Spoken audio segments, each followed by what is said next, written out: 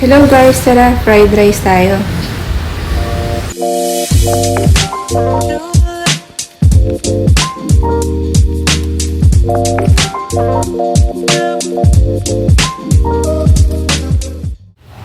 Ito ang mga ingredients.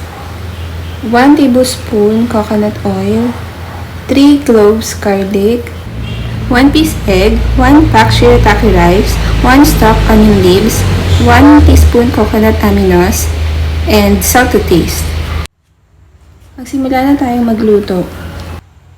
Una, igisin natin ang bawang syempre.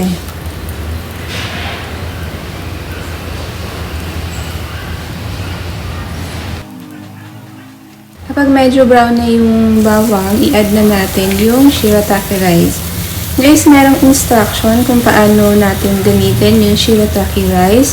Pag in-unpack natin to, i-drain muna natin yung water, then hugasan, tapos i-drain ulit yung water bago natin siya isangag.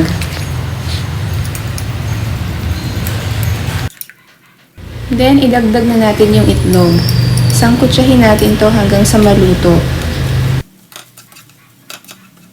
Kapag luto na yung egg, magdagdag na tayo ng coconut aminos and then asin, tsaka yung spring onions. Haluin lang natin to.